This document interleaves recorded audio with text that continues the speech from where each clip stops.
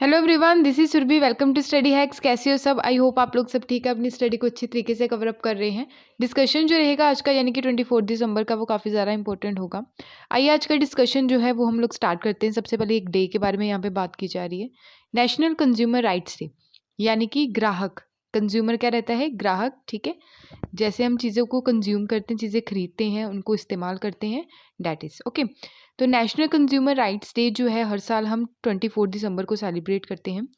1986 में इस दिन कंज्यूमर प्रोटेक्शन एक्ट 1986 जो है वो प्रेसिडेंशियल असेंट मिला था, यानी कि प्रेसिडेंट के साइन किए गए थे। एक बिल जो था उसको एक्ट बनाया गया, प्रेसिडेंट के साइन जब हुए तो इसको फोर्स में लाया गया। इसलिए national consumer rights day celebrate किया जाता है आज ही के दिन। एम क्या है इस एक्ट का कि प्रोवाइड करवाना कंज्यूमर को उनके जो राइट्स हैं, इफेक्टिव सेफगार्ड्स अगेंस्ट जो डिफरेंट टाइप्स के जो एक्सप्लॉयटेशन रहते हैं कंज्यूमर्स के साथ, ठीक है। जैसे डिफेक्टिव गुड्स हो गया, गुड्स अगर जैसे सामान रहता है, ठीक है, वो ख़राब निकला, क्लियर। और साथ ही साथ डेफिशिएंसी इन सर्विसेज में सही तरीके से सर्विस प्रोवाइड नहीं करवाई जा रही है कंज्यूमर को, अनफेयर ट्रेड प्रैक्टिसेस हो रही है, उसके खिलाफ जो है ये चीज़ें जो हैं, यानी कि इसी चीज़ों के खिलाफ जो है ये एक्ट लाया गया, क्लियर। इसी के साथ साथ नेशनल कंज्यूमर राइट्स डे जो सेलिब्रेट करते हैं, और पैरेलल में वर्ल्ड कंज्यूमर राइट्स डे भी सेलिब्रेट होता है। वो कब होता है? 15 मार्च को होता है एनुअली, ठीक है। तो नेशनल कंज्यूमर राइट्स डे 24 दिसंबर को सेलिब्रेट करते हैं, वर्ल्ड कंज्यूमर राइट्स डे 15 मार्च को हम सेलिब्रेट करते हैं। यहाँ पे भी आप देख सकते हैं कि जो कंज्यूमर के राइट्स हैं कुछ डिफाइन किए गए हैं, जैसे राइट टू सेफ्टी हो गया, ठीक है। राइट टू चूज़ कौन सा प्रोडक्ट हमने चूज़ करना है, ये भी हम लोगों का कंज्यूमर का राइट है। Right to be heard, right to be inform, right to be seek redressal, right to consumer education, ठीक है। तो ये कुछ राइट्स हैं जो इसमें रखे गए हैं स्पेशली कंज्यूमर्स के लिए। तो नेशनल कंज्यूमर राइट्स डे जो है वो 24 दिसंबर को सेलिब्रेट होता है हर साल, तो ये आप लोगों को याद रखना है, ओके। नेक्स्ट है बेल्ट एंड रोड इनिशिएटिव। ये किसका है? ये है चाइना का, हमारा जो पड़ोसी देश है उसका। तो बेल्ट एंड रोड इनिशिएटिव जो है, इसमें जो इन्वेस्टमेंट जो चाइना के द्वारा की जा रही थी वो अभी इसमें काफ़ी ज़्यादा गिरावट देखने को मिली है। सिंस 2019 से 5% इसमें गिरावट हुई है, ठीक है।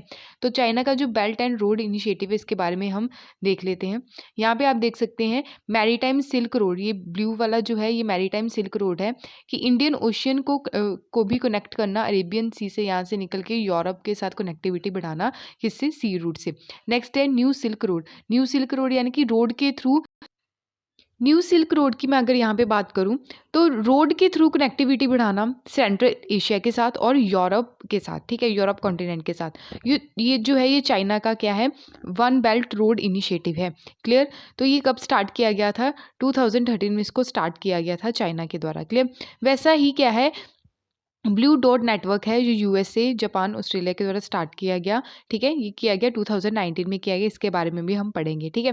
तो आई होप आपको ये क्लियर हुआ होगा। तो इसमें जो इन्वेस्टमेंट चाइना के द्वारा किया जा रहा था वो अभी इसमें काफ़ी ज़्यादा गिरावट हुई है। अनसक्सेसफुल डील्स देखने को मिली स्पेशली कोविड-19 पैंडमिक के दौरान, ठीक है। जो कंट्रीब्यूट किया गया था चाइना के द्वारा उसमें काफ़ी ज़्यादा गिरावट आई उस इन्वेस्टमेंट में।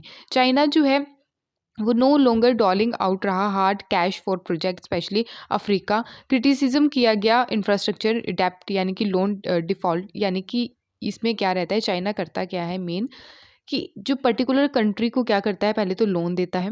इतना लोन दे देता है कि वो चाइना के ऊपर फुली डिपेंड हो जाता है, कि वो लोन चुकाने के काबिल नहीं रहती वो कंट्री, ठीक है। तो चाइना यही जो है स्ट्रेटजी अपनाता है कि जो नेक्स्ट कंट्री जो है जिसको वो लोन दे रहा है वो एकदम सबॉर्डिनेट हो जाए, ठीक है। तो मल्टी बिलियन डॉलर इनिशिएटिव है, 2013 में इसको लॉन्च किया गया था चाइना के द्वारा, बेल्ट रोड इनिशिएटिव को। एम क्या था कि लिंक करना south east Asia, central Asia को, गल्फ रीजन को, अफ्रीका, यूरोप कॉन्टिनेंट को क्या करना, लैंड और सी रूट के थ्रू कनेक्टिविटी बनाना, वहाँ पे नेटवर्क क्रिएट करना। लॉन्च किया गया था ताकि यहाँ पे बिग इंफ्रास्ट्रक्चर प्रोजेक्ट जो है वो क्रिएट किए जाएं। मोर देन 100 कंट्रीज जो है इसको साइन कर चुकी है चाइना के साथ, ताकि बेल्ट रोड जो इनिशिएटिव प्रोजेक्ट है स्पेशली रेलवे लाइन्स के लिए, पोर्ट्स के लिए, हाईवेज के लिए एंड अदर इंफ्रास्ट्रक्चर के लिए यहाँ पे जो है इन्वेस्टमेंट किया जा सके चाइना के द्वारा और डेवलपमेंट किया जा सके, ओके। 5 काइंड ऑफ एक्टिविटीज़ यहाँ पे एनकम्पास्ड की गई, जैसे policy coordination, trade promotion, physical connectivity कैसे लेके चलनी है, रनमीबी इंटरनेशनलाइजेशन, जैसे चाइना की करेंसी क्या है, रनमीबी है, पीपल टू पीपल कॉन्टैक्ट किया जा सके, ठीक है। तो ये चाइना की क्या थी, 5 पिलर आप बोल सकते हैं इसके, जो चाइना जो है इसको फॉलो करके चलता था, वन रोड जो इनिशिएटिव है, ठीक है। New silk road economic belt की अगर बात करें तो इसमें ट्रेड एंड इनिशिएटिव हब्स यहाँ पे बनाने की कोशिश की गई चाइना के द्वारा, ठीक है, ताकि यूरेशिया इंक्लूडिंग लिंक क्रिएट किया जा सके म्यांमार और इंडिया के साथ। हाल ही की अगर बात करें तो यानी कि इंडिया के द्वारा इसको साइन नहीं किया गया है, ये आप लोगों को याद रखना है। मैरीटाइम सिल्क रोड जो है इसमें साउथ चाइना सी जो है, साउथ चाइना सी जो है उस पे चाइना कहता है कि ये सी जो है वो हमारा है, ठीक है, यानी कि कब्जा करने की कोशिश करता है। तो इंडो चाइना जो है इसके तहत जो है south east Asia and around the Indian ocean reach Africa Europe, यानी कि चाइना जो है इसके थ्रू मैरीटाइम सिल्क रोड के थ्रू अफ्रीका और यूरोप कॉन्टिनेंट में कनेक्टिविटी बढ़ाना चाहता है, ठीक है। तो आई होप आपको ये क्लियर है। नेक्स्ट कंसर्न क्या है इंडिया का इससे related, hamper India strategic interest अगर देखें तो चाइना पाकिस्तान इकोनॉमिक कॉरिडोर जो है वो पास होता है, स्पेशली पाकिस्तान ऑक्युपाइड वाला पीओके वाला जो रीजन है बालूचिस्तान, ठीक है। तो ये भी हम लोगों के लिए काफ़ी चिंता की बात है। और साथ ही साथ जो चाइना पाकिस्तान इकोनॉमिक कॉरिडोर जो है तो चिंता के लिए तो बात है ही है, क्योंकि इससे क्या कर सकता है चाइना अफगानिस्तान में भी कनेक्टिविटी बढ़ाने की कोशिश कर सकता है इसके चलते। और साथ ही साथ यहाँ पे देख सकते हैं चाइना स्ट्रेटेजिक राइज जो है वो सब कॉन्टिनेंट में काफ़ी ज़्यादा बढ़ रही है, ठीक है। Specially China Myanmar economic corridor बनाने की भी यहाँ पे बात की गई चाइना के द्वारा। और साथ ही साथ चाइना नेपाल इकोनॉमिक कॉरिडोर जो है वो लिंक करेगा किससे, तिब्बत और नेपाल से, ठीक है। लैक ऑफ ट्रांसपेरेंसी है किसके चलते, जो बेल्ट रोड इनिशिएटिव एग्रीमेंट है, चाइना जो है क्या करता है स्मॉलर कंट्रीज़ को इतना दे देता है, पैसा डेप्ट दे देता है, लोन दे देता है कि वो चुकाने के काबिल नहीं रहती है। 99 ईयर लीज पे जो था, यानी कि भट्टे पे आप पट्टे पे जो देते हैं चीज़ें, ठीक है।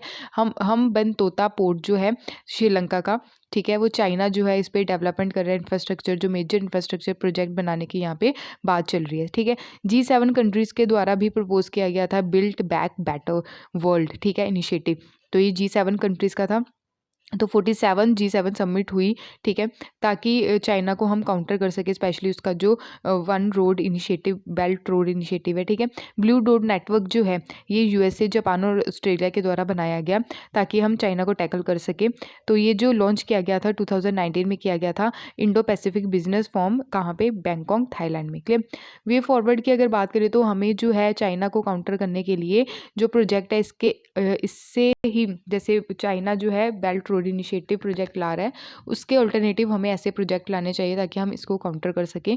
और साथ ही साथ इंडिया को जो है जैसे जापान पार्टनर है, ठीक है, उसके साथ मिलके काम करना चाहिए, क्योंकि जापान जो है वो काफ़ी ज़्यादा, मतलब आप बोल सकते हैं कंट्री जो है काफ़ी ज़्यादा अच्छी डेवलपमेंट करती है।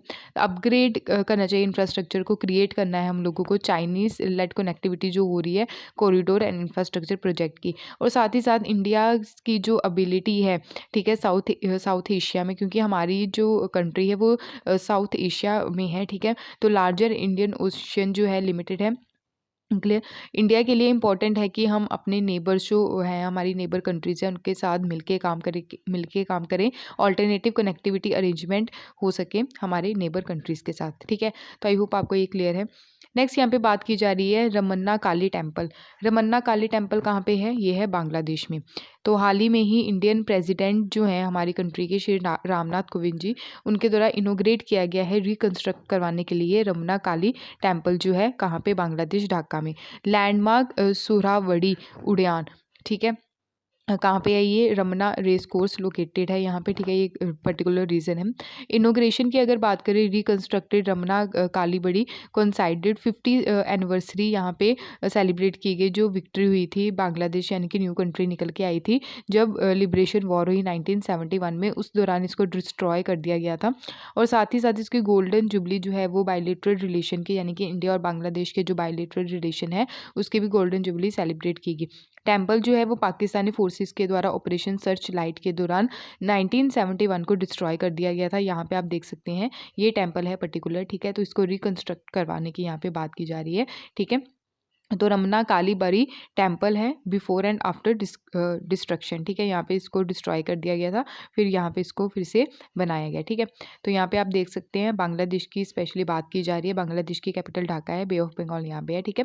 तो यहाँ पे आप देख सकते हैं इंडिया जो है इसको कंट्री टच करती है, हमारी कंट्री ही, ठीक है, और कोई भी कंट्री इसको टच नहीं करती है। बांग्लादेश जो है, बांग्लादेश के साथ हम सबसे ज़्यादा लैंड बाउंड्री टच करते हैं, ठीक है। तो ये याद रखिएगा, ठीक है। सबसे कम लैंड बाउंड्री जो है वो कौन सी कंट्री के साथ हम टच करते हैं, ये आप लोग बताइएगा, ठीक है। तो आई होप आपको ये क्लियर हुआ होगा। यहाँ पे भी आप देख सकते हैं बांग्लादेश, ठीक है। ब्रूटल क्रैकडाउन हुआ था, जिनोसाइड यानी कि नरसंहार हुआ था जब बांग्लादेश वॉर लिबरेशन हुआ, ठीक है, 1971 में। आफ्टर बांग्लादेश यानी कि जब इसको क्या बोला जाता था, पहले इसको ईस्ट पाकिस्तान बोला जाता था, इसको वेस्ट पाकिस्तान बोला जाता था, ठीक है। तो ये चीज़ याद रखनी है। तो स्मॉल जो टेम्पल्स थे, ठीक है, उसको डिस्ट्रॉय किया गया, फिर बनाया गया ताकि लोग जो है वो प्रेयर कर सके, ठीक है, अपनी जो पूजा पाठ जो है वो कर सके। रिकंस्ट्रक्शन जो है इस कॉम्प्लेक्स का ये अनाउंस किया गया 2017 में, जब हमारी कंट्री के इंडियन एक्सटर्नल अफेयर मिनिस्टर जो है वहाँ पे गए बांग्लादेश में, ठीक है। 15 डेवलपमेंट प्रोजेक्ट उनके द्वारा अनाउंस किए गए, इनोग्रेट किए गए बरीधरा ढाका में, ठीक है। टेम्पल जो है, टेम्पल का जो एरिया है वो डेडिकेट है, यानी कि ये टेम्पल में जो महाकाली की मूर्ति है यहाँ पे रखी गई है, गोडेस काली जी की, ठीक है। माना जाता है कि ये जब बनाया गया था, ये मुगल पीरियड के दौरान बनाया गया था, और ये भी माना जाता है कि ये 400 साल पुराना मंदिर है, ठीक है, जो ये बिल्ट किया गया था। और किसके द्वारा किया गया था, हरिचरण गिरी के द्वारा किया गया था, जो महंत थे इस टेम्पल के। महंत क्या होते हैं, जैसे पुजारी वगैरह रहते हैं, ठीक है। तो सेकंड ओल्डेस्ट हिंदू टेम्पल है ये बांग्लादेश का। अगर फर्स्ट ओल्डेस्ट हिंदू टेम्पल देखें तो वो है दकेश्वरी टेम्पल, ठीक है, ये सबसे ओल्डेस्ट है, उसके बाद है ये वाला, ठीक है। इंडिया बांग्लादेश रिलेशन की अगर बात करें तो बांग्लादेश और इंडिया के रिलेशन जो है वो काफ़ी अच्छे आप देख सकते हैं, ठीक है।